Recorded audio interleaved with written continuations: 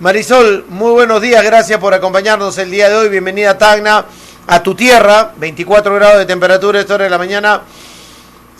¿Cómo ves la situación? ¿Cómo estamos en estos momentos? ¿Cómo ves el panorama? Muy buenos días.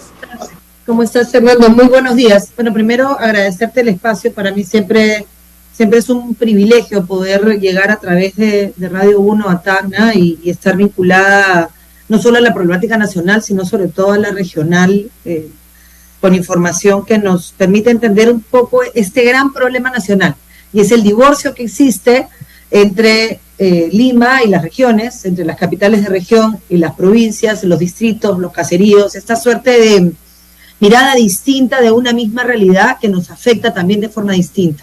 Porque tú hacías ahora una descripción de lo que estamos viviendo en la política nacional, que afecta de manera distinta a todos, porque en algunos lugares hoy hay desabastecimiento y no se habla simplemente del tema, porque como el problema es local, entre comillas, ¿no? Porque en Cusco ya dejó de ser local, en Cusco incluso ha llegado ya a las zonas urbanas, y eso tiene un montón de consecuencias en temas de la cadena productiva, ¿no? En temas de turismo, por hablar de Cusco, en temas de comercio, por hablar de Tacna, en temas de pesca, por hablar de Ancash o de agricultura, para irnos hasta Ica o hasta Piura, y todo tiene un impacto en la vida de la gente, Fernando, en lo cotidiano.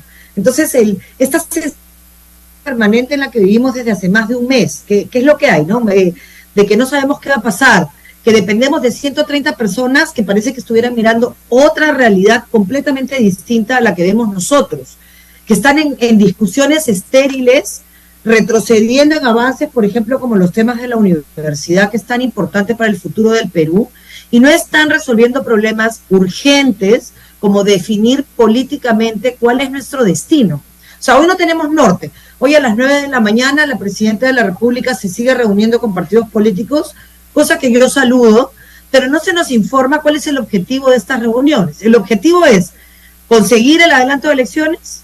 Bueno, ¿y qué va a hacer ella si no lo consigue? Porque no va a presentar un proyecto de ley que ya le han dicho que lo van a discutir en agosto. ¿Por qué no renuncia? ¿Por qué no se plantea la renuncia como una alternativa en la que ella señale: yo voy a hacer todo lo posible por caminar constitucionalmente a un cambio de gobierno vía elecciones democráticas que le den al Perú aire? Lo que necesitamos, Fernando, es aire, sensación de orden, sensación de reglas claras, sensación de que esto no va a ser hasta el 26, no da hasta el 26. No solo la exigencia que tú has mencionado con total claridad a partir del informe de Amnistía Internacional de respuestas por las muertes, no solamente eso, hoy leía el policía de Juliaca que decidió irse después de las muertes del aeropuerto. Sí, lo entrevistamos. Eso es absolutamente meritorio. El sábado lo entrevistamos al papá acá en la radio, en la mañana, Guillermo Conicia, y hablaba de lo que había sucedido allá y la decisión del hijo de no seguir en la policía. Porque nadie se alista a la policía o a las Fuerzas Armadas para matar a sus hermanos.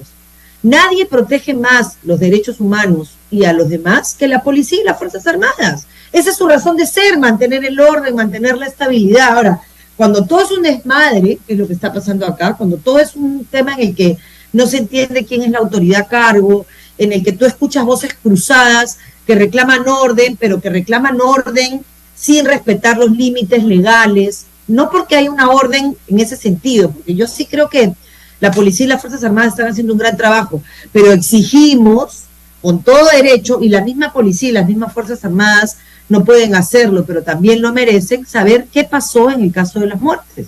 En el caso por caso. En algunos casos habrá sido uso de la fuerza proporcional, en otros no habrá sido uso de la fuerza proporcional y habrá que investigar, procesar y sancionar. Lo que no puedes hacer, que es la mayor crítica que yo tengo a este gobierno, es pretender poner todo en el mismo saco, porque eso no es así, eso no es justo, eso no es correcto, eso genera impunidad. Así que sí, es un momento muy difícil, Fernando, de mucha duda, de mucha incertidumbre, de mucho desconcierto, de mucho compromiso para mantener la calma y no caer, y no sumarse a esta desesperación que lo único que ha traído es muerte, desolación y falta de empleo, que al mismo tiempo tiene otras consecuencias. Entonces, son momentos muy tristes con un Congreso que no está dando la talla como colegiado. ¿Y cuál podría ser la salida? Bueno, las salidas están en la Constitución, pero todas dependen de 66 personas, Fernando. Ya. Salida 1... Pero disculpa, eso hicieron el viernes, dijeron tenemos 66 firmas para debatir el adelanto de elecciones, y ya pasa, y luego dijo Montoya reconsideración, y Williams dijo se suspende la sesión, y quedamos en el aire, se acabó la legislatura. Yo creo que lo que hizo Montoya fue tratar de mantener... Lo que pasa es que, a ver, no nos engañemos, no se quieren ir. O sea, yo creo que hay que comenzar por decir las cosas como son. Hay dos partidos políticos que públicamente han dicho que se van, el Fujimorismo y APP. Pero eso no se condice con los votos del Fujimorismo y de APP. Entonces, lo primero que tiene que hacer es pasarse en limpio, ¿no? O sea, acá vamos a ver la solidez de los partidos, que sabemos que es precaria. Acá vamos a ver la autoridad de los jefes de partido, que en el caso de Renovación es inexistente completamente.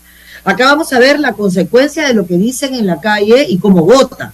Por eso es que hay que monitorear uno por uno, para saber quiénes son esos 66 hombres y mujeres que le van a dar al Perú viabilidad y futuro, y quiénes son los que se llenan de un montón de explicaciones absurdas que no tienen nada que ver con la realidad, que tienen que ver con su realidad, con que quieren un nuevo teléfono, con que quieren un mejor seguro, con que quieren seguir viajando con pasaje gratis, pero que no tienen que ver con las demandas del país.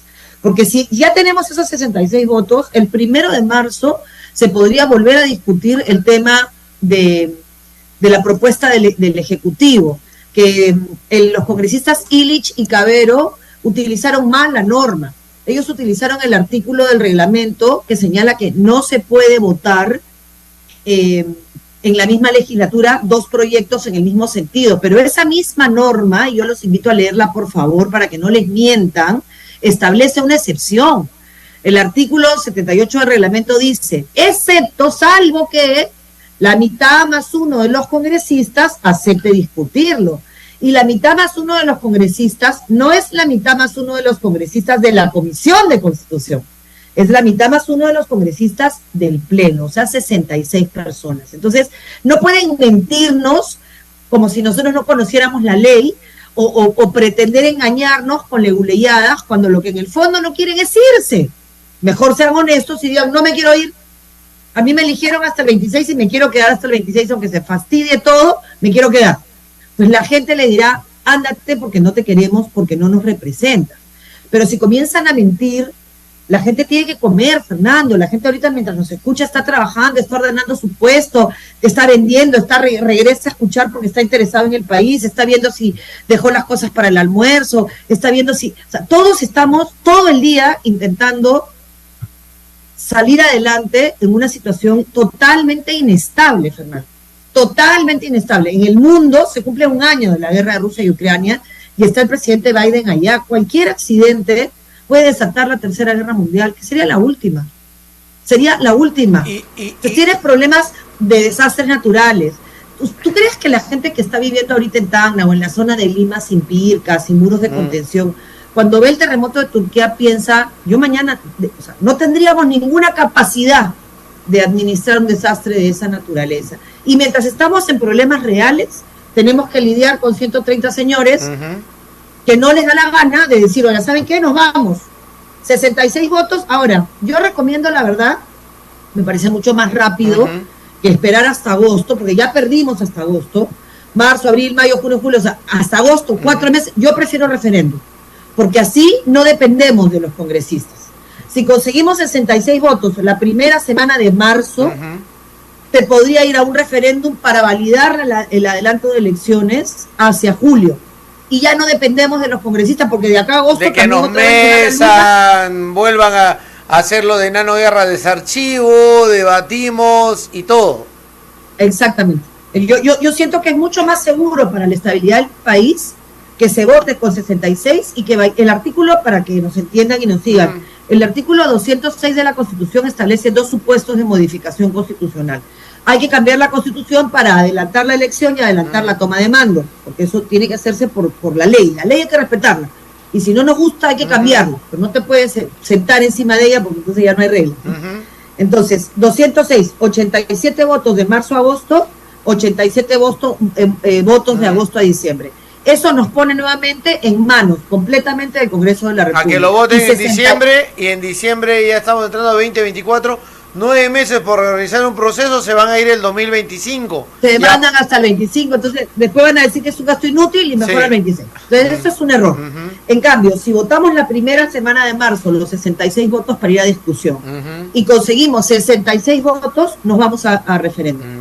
Y eso podría salir, eso es definitivo.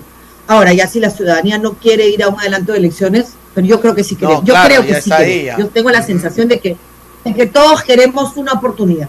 Y eso podría significar que las elecciones efectivamente se hagan diciembre, enero, febrero del próximo año. Y ya eso cambia completamente el ambiente. Ahora, si no pasa eso en marzo, si no hay 66 votos en marzo, hay que esperar hasta agosto. Pero Dina Boluarte tendría la llave de la renuncia.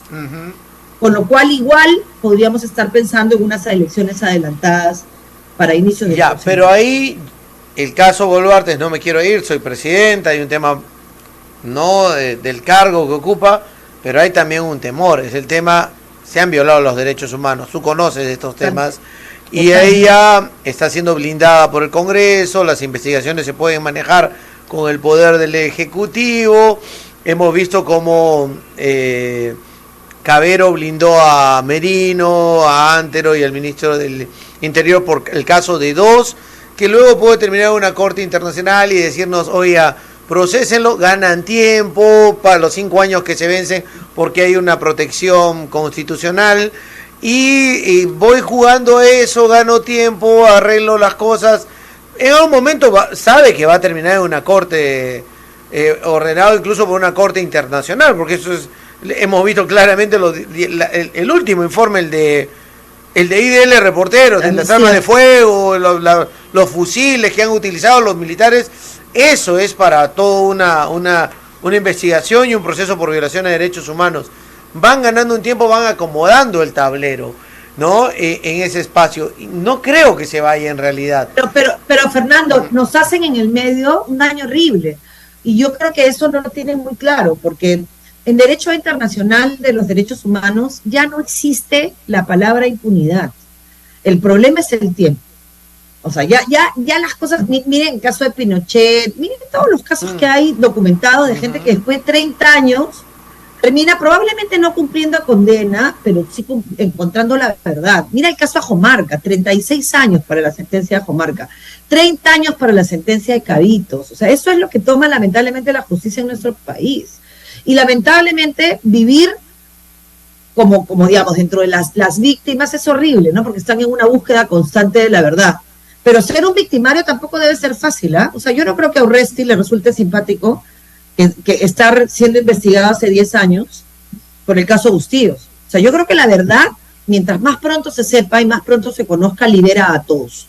Entonces, lo que le va a pasar a la señora Dina Boluarte, al ministro de Defensa y a gran parte de los que han sido parte del gabinete, es que van a vivir los próximos 10 años de su vida investigados en el plano nacional, porque habrá algún valiente que los investigue, investigados en el plano internacional, sometidos a la política, esperando que los acusen constitucionalmente y alguien haga bien su trabajo, porque si hace mal su trabajo, una nueva prueba permite investigación. Entonces no es que se liberan.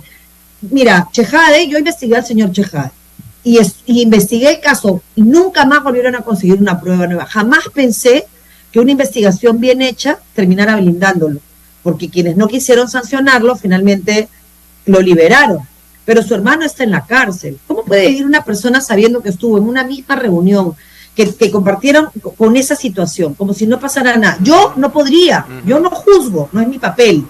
Yo solamente digo las cosas como pasaron y está documentado. Lo mismo va a pasar ahora. Si es que la acusan constitucionalmente a la señora Boluarte y deciden blindarlos, cualquier prueba nueva, cualquiera, el dicho, la colaboración eficaz, cualquier prueba nueva abre el proceso. Lo que pasó con Nadine Heredia, con la investigación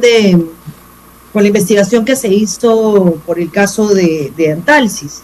No crean los políticos ni los delincuentes, justicia es ciega, no es tonta. Se toma su tiempo, porque tenemos procesos lentos. siempre aparece alguien suficientemente honesto y decente que dice, yo esto no lo voy a avalar quedándome callado. El policía que se fue al día siguiente, ¿por qué se fue? Porque es su pueblo, pues. Es su pueblo. Sí, o alguien suficientemente acorralado que termina diciendo la verdad también, ¿no? Sobre el de arriba, ¿no? El caso Nava y el otro que ya no está García, ¿para qué me sigo comiendo yo todo lo que protegía al exmandatario, ¿no? Entonces mejor digo Fernando, la verdad. Y la familia, ¿no? O sea, porque los niños, nuestros hijos, yo voy a Tacna cada 28 de agosto por lo menos y paseo con una felicidad, porque no tengo de qué avergonzarme. O sea, ¿con qué cara vuelves a tu pueblo, vuelves a tu casa, vuelves a ver a tu familia si la has deshonrado con tu conducta? ¿Con qué cara? Entonces yo creo que eso es lo que tienen que pensar estos señores ahí hay una que creen que el poder es eterno. No, es que hay una diferencia. Tú fuiste educada políticamente. Y eso es en lo que estamos fallando. Y lo que quizás ese tiempo porque seguramente dirán, ya, no hay adelanto de elecciones, posiblemente 24, para finales 24. Y los congresistas van a hablar de reelección, de cambios en la bicameralidad y todo. Pero yo creo, y que concuerdo con muchos de esos temas, pero no con esta clase política. La reforma tiene que darse en los partidos. Tú vienes del PPC, el APRA acaba de volver a inscribirse, y hay educación política en los partidos. Los otros son franquicias. Entonces, ¿cómo hacer para que desde la representación política, que se ha ido a los extremos, se salga con partidos con propuestas coherentes sobre la mesa? Al rector de la UNI apareció una persona, y eso ya viene hace tiempo, que alguien que pueda hacer una propuesta coherente, decente, de conversar, de hablar, caviar, tú no sirves, tú mamá del Estado, tú le das consultorías, etcétera, etcétera, y por el otro lado le sacan el iPhone, comen como senadores romanos, parece que están en el Palacio de Versalles, etcétera, etcétera, y están igualitos, pero al final lo destrozaron, tumbaron todo el centro coherente que podía hacer funcionar este Estado. Usted del PPC, que puede ser considerado de derecha, de centro derecha, la democracia cristiana, etcétera, pero siempre ha sido una propuesta coherente, ha tenido sus problemas internos y los han llevado a un tema de desaparecer, pero en proceso de inscripción. Pero el tema es cómo en ese lapso encuentras figuras dentro de la democracia que puedan decir, bueno, vamos a entrar un momento al tema de la democracia, aparezca, en mi opinión, un Sagasti, ¿no? Y que gente de la academia, y no de la academia, también de los pueblos más alejados del país, estos que reúnen comunidades, hacen asambleas, toman acuerdos, respetan los acuerdos de su población, no los traicionan y salen a defenderlos, y generamos un recambio. No serán los 130, pero habrá una posibilidad de mirar mejor el sistema político de nuestro país, que como tú puedas venir a Tacna y darte un paseo con la bandera, como así algunos políticos vienen. Hoy trae a los 130 los sacamos de acá el 28 de agosto, no pueden terminar el paseo de la bandera, ni William, ni Boluarte, nadie, ¿no? Entonces, mi pregunta va a eso, o sea, los partidos políticos decentes, o que no son ni siquiera partidos algunos, ¿la política nos puede dar representantes para cambiar esto? Yo te voy a ser honesta, Fernando, yo creo que la oportunidad en los partidos políticos fue y va a volver a ser, pero no es ahora. Los partidos hemos fracasado. Ya. Los partidos somos los grandes responsables de la situación actual. Y yo he militado 35 años en el PPC, yo ya no estoy en el PPC ahora, pero no dejo de agradecer la formación que he recibido, que ha sido determinante para mi vida, personal, profesional, política, la claridad de cuáles son las prioridades, primero el país, después el partido, después uno mismo. O sea, eso yo siempre estaré agradecida. Pero yo creo que somos los grandes responsables. Y yo, por supuesto, porque he sido política y he sido dirigente nacional, con lo cual no me puedo hacer la que no tengo culpa. Creo que nosotros hemos caído en este juego perverso de elecciones y descuidado el tema formativo. Y creo que hubo una oportunidad en el 2017 con el financiamiento que se le dio a los partidos políticos, que fue una oportunidad perdida, de la cual también somos responsables. Y tendríamos que hacer investigación sobre qué se hizo con esos 74 millones de soles y con esos 74 millones más que se dieron, de los cuales la mitad debió ser para formar cuadros. Yo creo que ahí hay un tema y explicaciones que pedir. pero me parece que este ya no es el tiempo, Fernando, porque uno trabaja. Yo empecé a formarme de los 18 años, y hoy si tú formas un chico de 18 años, va a llegar dentro de 2 o 3 años a 23. Hoy tienes que agarrar cuadros formados. No, yo creo que tenemos lo urgente y lo importante. Lo importante es, a partir del 25 o el 24, que haya una nueva autoridad, tener esos 5 años para preparar cuadros para el 29, para el 30, o sea, para hacer política de verdad, de la que se hace con políticas públicas, para el siguiente periodo. Y lo que creo es que hay que conseguir a los mejores, ya formados, que han tenido liderazgo, que saben administrar la cosa pública, que no tienen denuncias por corrupción, y sumarlos a un gran esfuerzo democrático, Fernando. No hay tiempo. O sea, hoy, ¿quién tiene que tomar las riendas del país? Cuarentones, 35ones, que estudiaron, que tienen que han administrado la cosa pública en una municipalidad, en un gobierno local, en un gobierno provincial, que han salido limpios de una gestión. Si tienen alguna investigación, que han aclarado esas investigaciones, que tienen principios democráticos claros, que son gente honesta. Bueno, pongámonos de acuerdo en mínimos. Yo creo en el mercado. Yo creo que un país sin un mercado suficientemente claro, sin monopolios, por supuesto. Creo en la libertad en el mercado, y creo que Tacna es una de las mejores muestras que hay. O sea, yo creo que tienen que haber reglas claras y que tenemos que caminar a la formalidad sin asfixiar a los informales hasta desaparecerlos. O sea, hay que ir a un proceso de formalización que le comience a dar incentivos para formalizar al país y salir de este 85%, pero no desaparecerlos. Los formales los desaparece, SUNAT los desaparece. Yo sé que no es su intención, pero los desaparece. O sea, hay que revisar un poco cómo transitamos de la informalidad a la formalidad, cómo usamos este espíritu emprendedor de los peruanos para generar puestos de trabajo, para no solamente vender materia prima, sino comenzar a transformarla, para comenzar a invertir en tecnología. Y creo que ese esfuerzo necesita gente que ya sepa lo que se tiene que hacer, Fernando. El Perú ya no está para aprender. O sea, yo de verdad siento que tenemos 4.000 personas o 5.000 personas listas en este país para asumir responsabilidades. Yo creo que las hay, sin duda, Fernando.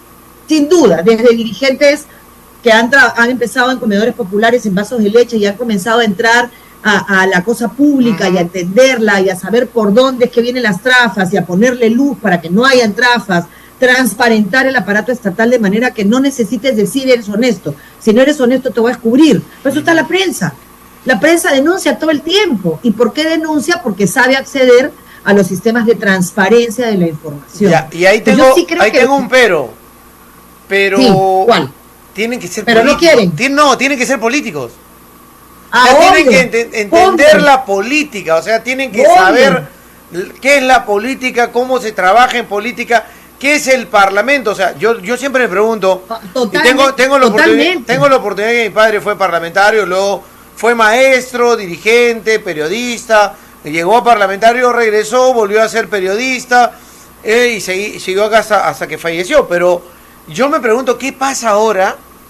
Porque era congresista con Javier Díaz Canseco, con Jorge del Prado, ¿no? Con Genaro Ledesma, ¿no? Bueno, del sector Osterling, ¿no? Bueno, en 85-90. Pero bueno, el tema es el siguiente, o sea, ¿qué le pasa a esa gente que entra y cambia al entrar al Pasos Perdidos?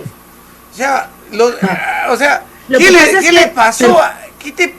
Fernando, tú lo debes entender, ¿no? Tú eres hijo de una familia que tiene un medio de comunicación y sabes el poder que eso significa.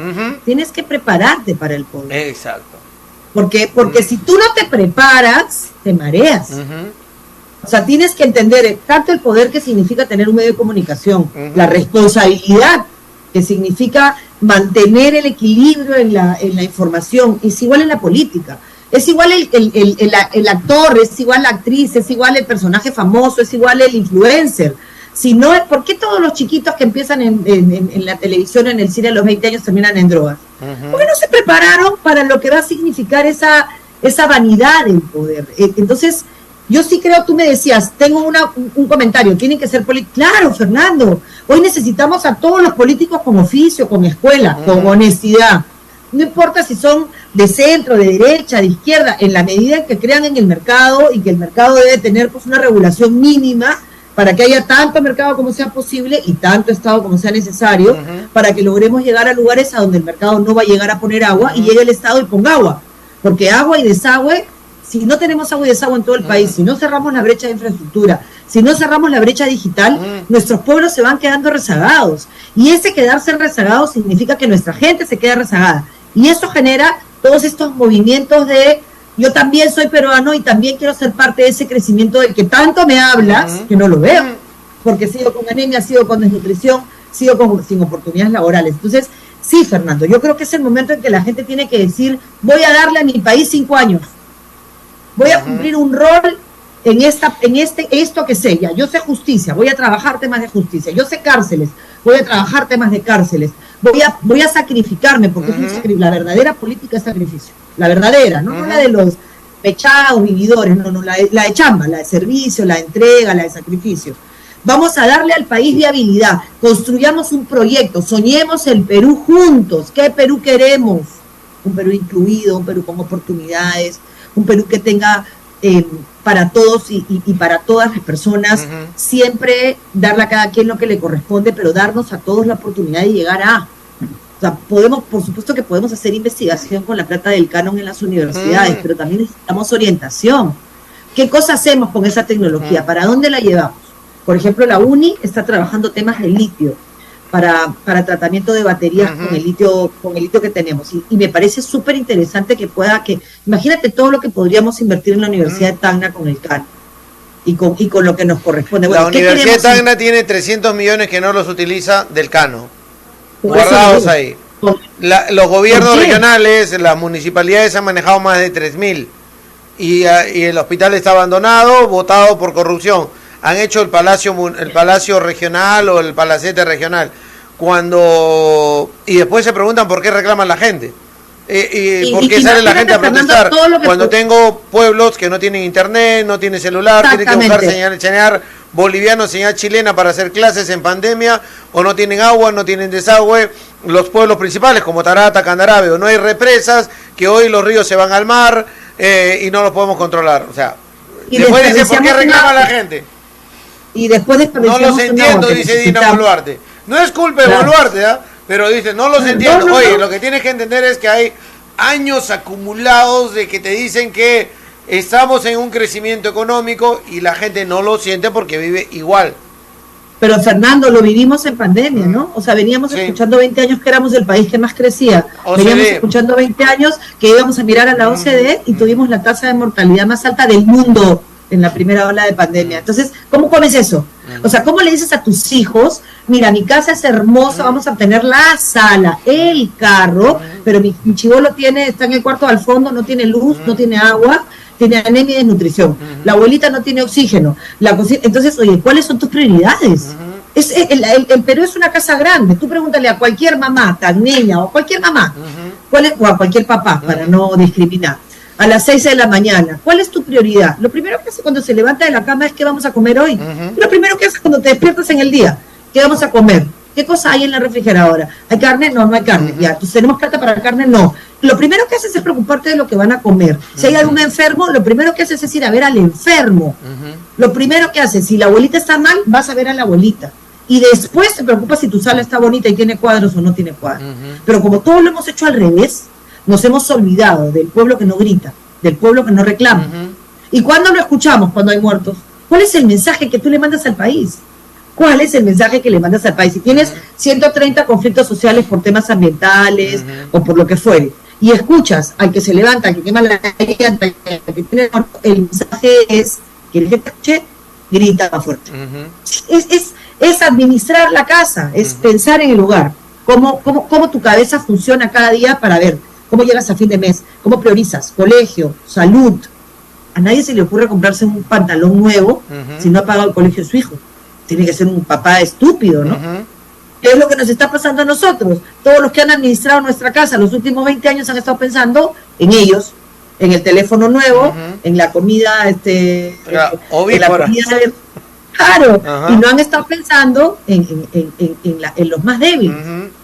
Es el hogar, Fernando, levantarse en la mañana y pensar dónde está mi prioridad, mi enfermo, mi mamá, mi abuelito, la comida del día, lo que tengo que pagar, me cortaron la luz, hay una emergencia, bueno, tengo que arreglarlo. Mi luz, mi agua, el colegio de mi hijo, ahora estoy preocupado por la escolaridad, mientras estos están pidiendo iPhone, celulares, comida, y yo estoy preocupado por la lista que me van a mandar del colegio con los útiles y no sé de dónde voy a sacar la plata.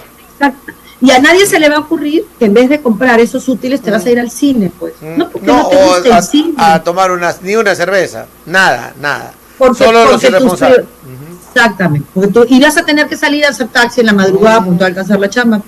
Claro, mientras estás en el taxi, en vez de estar escuchando que el Congreso dice vamos a buscar una salida para el Perú, los escuchas llenarse de explicaciones falsas de cómo se van a quedar hasta el 26. Obviamente, hay un rol de los medios también, o sea, la forma como el medio debe refutarle al que quiere dar explicaciones de una teoría, una tesis que no es coherente, pues. Y que requiere cierto nivel de información, pues, sí. Fernando, porque, por ejemplo, o sea, sí me parece que sí debiéramos todos saber que necesitamos 66 votos y comenzar a pedirles a los que nos representan, sí. Porque hay gente que ninguna de las personas por las que yo voté está en el Congreso, pero si la persona por la que yo voté estaría sentada en el Congreso, estaría en la puerta de su casa con un cartel diciéndole, oye, si me quieres representar, represéntame así. Sí. Le estaría escribiendo al Twitter, no insultándolo, porque eso no suma nada, pero explicándole, oye, esta es nuestra situación. La gente se levanta todos los días viendo cómo llega a fin de mes, ya ni siquiera a fin de mes, al 20. Ya del 20 al 30 ya vemos cómo hacemos, ¿no? 20 es mucho, creo, ¿ah? Sí, estoy aspiracional. El 5 estás pagando lo del 15 anterior, no sé. Y viene marzo, sí. y los que tenemos empresas tenemos que pagar impuestos, y viene mayo y tenemos que pagar CTS. ¿Ustedes creen que yo tengo tiempo para entender la cabeza de un tonto que me pretende hacer creer que se quiere quedar hasta el 26 porque le importa la democracia? Si le importara la democracia, escucharía a quienes se supone que representan. Y lo que nosotros queremos es estabilidad, mínimo de estabilidad para poder soñar. No es posible que el capital humano se esté yendo, Fernando. Los jóvenes están yendo al Perú todos. Sí, y los que están en la universidad no tienen la intención de quedarse. ¿Cómo vamos a recuperar ese capital humano, Fernando? Y al final la plata, rompiéndose el alma, la hacemos. Y el capital humano, y los chicos que se fueron. ¿Cómo recuperas eso? Y ojo, se van los mejores, ¿ah? Por supuesto, por supuesto. Y se van los mejores como pueden, a pasarla mal. Cuando nosotros somos un país que debería darles a todos oportunidades, sueños, ilusión. Por eso yo creo que lo que nos toca ahora es soñar eso juntos, Fernando. O sea, trabajar en este proyecto juntos. ¿Qué país queremos? No qué país tenemos. ¿Qué país queremos? ¿Cómo puedo contribuir yo a la construcción de ese país? Vamos a tener diferencias, bueno, serán matices, pues, pero el norte, claro, ¿no? Vamos a cerrar, primero paz, sin paz no se consigue nada. Justicia la cotidiana, la de los alimentos, la de la pensión, la de la jubilación, justicia la de que si tengo mi casita, el inquilino no se puede quedar a vivir ahí, pues, porque se quiere ir, porque es mi casita. Y justicia del derecho laboral, justicia. Sí, brechas justicia, sociales, salud, necesidades insatisfechas, o sea, nadie va a descubrir la pólvora. Yo te digo que en mi región, con la plata que ha habido, deberíamos estar liderando más de lo que ya estamos. O sea, Tacna no está mal. No hay ciencia, pero Fernando, o sea, no hay ciencia. Campaña electoral escucho lo mismo cada 4 o 5 años. Si es alcalde, gobernador o congresista, y no lo hicieron. Agua para Tacna. Somos un país que está sobrediagnosticado, Fernando. Entonces, podríamos ir, ¿por qué no entregas posta, no? O sea, ¿por qué no te vas y le dices al que se quedó? Por ejemplo, al Ministerio de Justicia actual, oiga, señor ministro, estas cosas se quedaron, empújelas. Se quedaron los grilletes, solo pusimos 16. En el 2017 pusimos 16 grilletes, Fernando. Mira todos los años que han pasado y no han llegado a 25. Por favor. Wow. Por favor. Cuando me fui, señor ministro, lamentablemente no pudimos evitar que todavía las zonas alrededor de los penales se quedaran sin línea. Arréglelo, señor ministro. Pero por supuesto, pasó todo el Perú. ¿Cuántos años han pasado desde el 2017 que yo me fui del ministerio hasta el 2022? ¿Qué han hecho para cerrar esos huecos que están? Todo el mundo sabe cuáles son. Entonces yo siento que creemos que lo que pasó no sirve para nada. Todo el mundo hizo un poquito. ¿Qué hiciste bien? ¿Qué hiciste mal? ¿Qué te faltó? Mira, el presidente del INPE, yo quiero hacerle un reconocimiento público, se llama Javier Yaqui, ha reunido a todos los expresidentes del INPE y a los exministros de Justicia que nos interesa el tema penitenciario, para que le digamos lo bueno, lo malo, lo feo, lo que quedó pendiente, por qué quedó pendiente. Eso es trabajo en equipo, pues. Exacto. Ha estado desde Rosa Mávila hasta José Luis Pérez Guadalupe, los últimos del año, estado yo, éramos como 10 personas, todas diciendo cosas completamente distintas que se nos fueron quedando en el tintero, que son necesarias para que el sistema penitenciario funcione. Y te lo está diciendo quien vive la frustración de lo que no pudo hacer bien, de lo que no pudo terminar bien, que entiende ahora por qué en ese momento no se pudo, porque estaba pisando callos, porque estaba atacando temas de corrupción. Entonces, entre todos podemos ir cerrando y construyendo este muñeco, ¿no? Pero sí, claro, todo el mundo quiere ser. Estuve en la uni recientemente con el rector, hablándole de Siembra, Convicción y Peripecia, que es un libro publicado por uno de los fundadores del partido, que se llama Antonino Espinosa, que él decía: siembra valores, hazlos convicción y ándate en la política sin claudicar, tratando de que no te maten por querer desmontar todos los privilegios y todo lo que no es correcto, ¿no? Y él se reía, y yo le decía: le va a tocar a usted ahora cuidarse, lo que tú decías, ¿no? ¿Qué? Porque como asomó la nariz, ya le fueron todos a la yugular, ¿no? Apareció la cabecita nomás y ya le están disparando. Y ya como parte feria. Por hacerlo coherente, recibir estudiantes, pedirles que cuiden su universidad, que marchen pacíficamente, que tienen derecho a reclamar. Pero además bien interesante, ¿no? Porque a mí me estuvo contando, a mí me invitaron, yo no lo conocía, tuve el privilegio y el honor de conocerlo ese día. Me contaron que mientras los estudiantes ingresaban por una puerta con carné universitario, documento de identidad y nombre completo, que era la mejor forma de saber quiénes eran, él estaba graduando una promoción en otro espacio de la universidad. O sea, perfecto, ¿no? Bien hecho. Pero claro, como las verdades comienzan a llegar a medias, como se comienza todo el mundo a contar el cuento, como la gente quiere que sean buenos y malos, entonces no somos capaces de comprender todo lo que hay detrás de reivindicaciones legítimas, que seguramente son aprovechadas también por algunos narcos y crimen organizado. Todo eso está bien, pero no todo es blanco y negro, ¿no? No es blanco y negro, pues es mucho más complicado, mucho más complejo. Y es una oportunidad también, Fernando, es una oportunidad de que podamos escuchar a Tacna, ¿no? O sea, una de las cosas que a mí me dolió más, por ejemplo, fue el 28 de agosto que todos estuvimos ahí, que el presidente destruyó la procesión de la bandera, y la reacción del pueblo de Tacna, del pueblo de Tacna y de todos nuestros amigos y amigas puneños que respetan la tradición tacneña y que entienden lo que significa para nosotros el cautiverio. Y lo que pasó el martes, y que nadie se enterara en Lima de qué cosa significó eso para la historia de nuestra tierra, ¿no? Porque no era contra Castillo, era contra el poco respeto a la historia.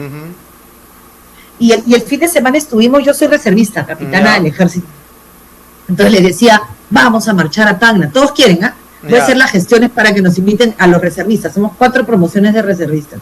Y ustedes tienen que sentir, le dije, lo que significa eso. Si no lo sienten, no entienden la parte. Y si no han venido el 28 de agosto, ¿cómo van a ser reservistas? No lo entienden. No, todos quieren ir, todos estamos ahí listos, ahí organizándonos para empezar a marchar. Ojalá sea así, que se entienda así será a nivel nacional lo que representan las cosas. Porque lo utilizaron más como rechazan a Castillo. No, es el hecho, los actos que llevaron adelante, la gente que lo llevó. Y ya sabíamos que Castillo desconocía qué es lo que es la historia de Tacna, que es historia Fernando, de Perú pero lo desconoce la mitad del Perú. Si todavía te escuchas políticos y autoridades que dicen esto es un saludo a la bandera. Un momentito, ¿cómo que un saludo? ¿Qué te pasa? ¿De qué me estás hablando? Entonces yo sí creo que estos esfuerzos mira, mi marido es chimbotano, ¿ya? Tú no puedes tocar a Chimbote, en la casa no puedes hablar de Chimbote. Chimbote es el cielo. Entonces, ¿por qué? Porque uno tiene que amar, primero saber quién es, de dónde viene, ¿qué representa? Puno no es el Perú. O sea, ahí está cómo reacciona Puno. Cómo reaccionan todos los provincianos. Perdón. Yo le pido perdón. A ver, ahí te quiero hacer una última pregunta. Una última pregunta por justo las palabras que han mencionado, y una persona me la preguntaba el fin de semana. ¿Por qué los políticos no piden perdón? Yo no sé. Tú sabes que yo nunca he entendido. Yo pedí perdón en el ojo que yo era cuando era ministra de Justicia y Derechos Humanos. Hasta ahora me lo sacan en cara. ¿No entiendes? Pues? Porque tú representas algo, Fernando. Cuando los medios de comunicación meten la pata hasta adentro, ¿a ti no te da vergüenza ajena?